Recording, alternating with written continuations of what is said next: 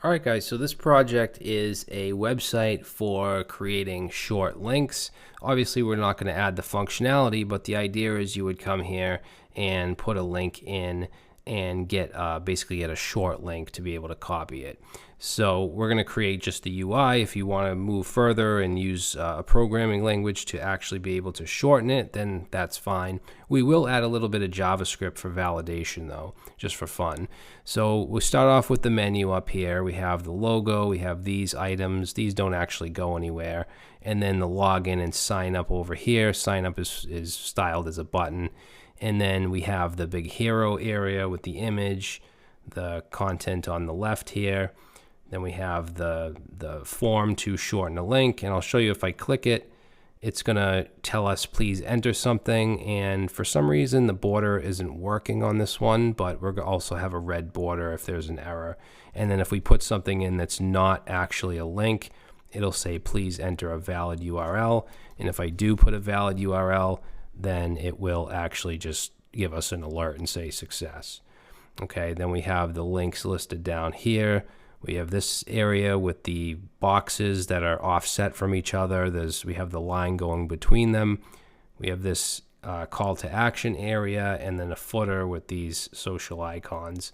So to show you the mobile version, basically we're gonna have this hamburger menu, which I think looks pretty good.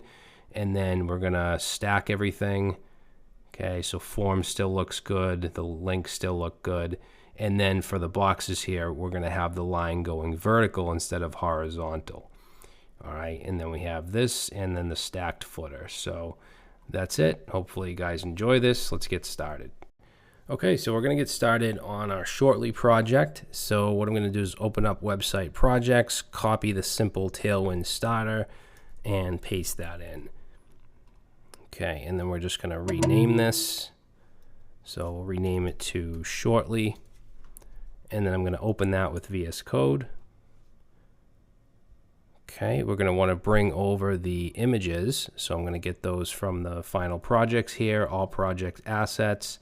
And then here, I actually called it URL shortening. I might change it for you guys. I'm not sure, but you might see this instead. So same thing. And then we just want to grab those images and we want to bring those into the root of our package here. All right. So as far as the actually, let's run this. So we'll just go ahead and do npm run watch, and then we can open up our index.html with live server. Okay, we'll put it on the first one here. And then as far as the config goes, there's not too much we're going to do here. We're going to keep the default screen sizes or default breakpoints. We are going to add some colors though. We have quite a few custom colors. So let's go into extend and then colors. And I'm going to paste these in. So we have cyan, cyan light, dark violet, red, grayish violet, very dark blue, very dark violet. And then for the font, let's go right under colors and let's say font family. And we're going to say for the sans stack, we're going to use Poppins, which is actually one of my favorite fonts. So Poppins sans serif. Okay, and then one other thing I want to add here is for spacing. So the largest, like let's say width or margin or whatever you can do as a regular number is 96, but I'm going to extend that to 180 and set that to, let's say 32 rem. Normally 96 is the largest and that's 24 rem. So we're going to extend it to 180 and that's for the image. So let's save that and let's go into our index.html and we'll go ahead and just change the title up here. So this is going to be called Shortly. And then we do have a favicon in images. So right here, favicon 32 by 32. So if we want to add that, we could go right above the style sheet and let's say link. And instead of style sheet, we're going to get rid of that. And let's say shortcut space icon. And then we want to add a type, and the type is going to be image slash PNG, and then the href is going to be the images / and then the favicon. So we'll save that, and now you should see that little icon up here in the title. And then for the font, let's do that next. So we're going to go ahead and go to Google Fonts, and I'm just going to clear all this out, and we're going to search for Poppins and click on that, and we're going to grab 400. So regular 400, we're going to select that, and then also medium 500 and 700 bold. And then we can grab this link tag here, copy that, and we're going to put that down here, paste it in, save, and now we have our Poppins font. All right, so in the next video, we're going to get started on the nav bar. Okay, so now we're going to start on the nav bar. Let's close that up.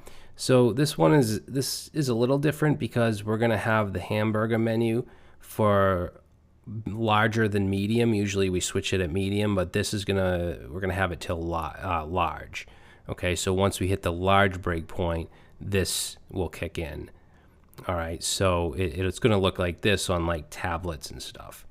So let's start, and we'll do the hamburger menu at the end, but let's start on this right here.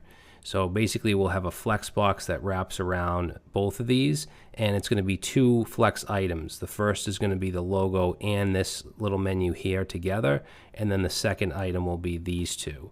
And then this will be a flex box itself with 2 items, the logo and the menu. So I'm going to just leave this large so we can use it as a reference, and let's take a look at ours too. And get rid of this H1. Let's say this is going to be the nav container, and we're going to use an HTML5 nav tag. We're going to make it relative because, again, we're going to have the hamburger menu inside later on, which is going to be absolute. So we'll give it a container class, MX auto to move it to the middle, and then P-6, so padding all around. Then we want the flex, say flex container for all items. So that's going to be flex, and let's say items dash center, and we're going to do justify dash between. Now the justify between, remember this first flex box has this as the first item and this is the second. So the space between is this. We want any remaining space to go in between those. So now in here we're going to have the flex, let's say flex container for the logo, image, whatever you want to call it, and the menu. All right, so basically this part right here. So for that we're going to say flex, and also items dash center, and then the space between the elements on the x-axis we'll do 20. So now we have the logo. So that's going to be image, and it's going to be images / logo SVG. And then underneath that, we're going to have the, I guess, because there's kind of 2 menus, we'll call this the left menu. So this is going to be hidden by default because we're going to have the hamburger menu. And then on large screens, I know this is a little different. On large screens, we're going to make it display as flex, okay, instead of medium. And then I'm also going to add on this space between the items. We'll do 8, and let's do font bold. Oops, let's put a dot there. All right, so this is going to be our left menu. Let's create an A tag. We're going to do text dash gray or grayish violet. That's going to be the color. So text grayish violet, and then on hover we're going to make it text dash very dark violet, and we'll just put a number sign in there, and let's say features. All right, see what that looks like. Okay, now we have 2 more of these, so we can copy this link down twice. 2 more times. We want pricing, and we want resources. So now we should have our logo and our left menu.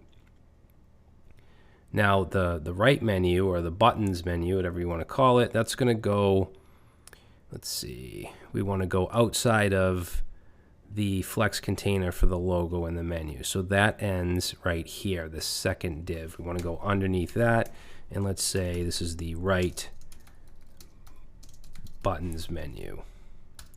So this again is going to be hidden on, by default on small screens, and I'll just add this now, this LG, then it will be display flex, so it'll show on large screens. And then I want some other stuff in here like item center. We're going to want space, say space X6, and font dash bold, and the text is going to be grayish violet for the color. And I think that should do it. So inside here, we're going to have our login and our sign up. The login is just kind of like a regular link, and then the sign up looks like a button. So for the login, we're just going to add a hover class of text dash very dark violet. And this is going to say login.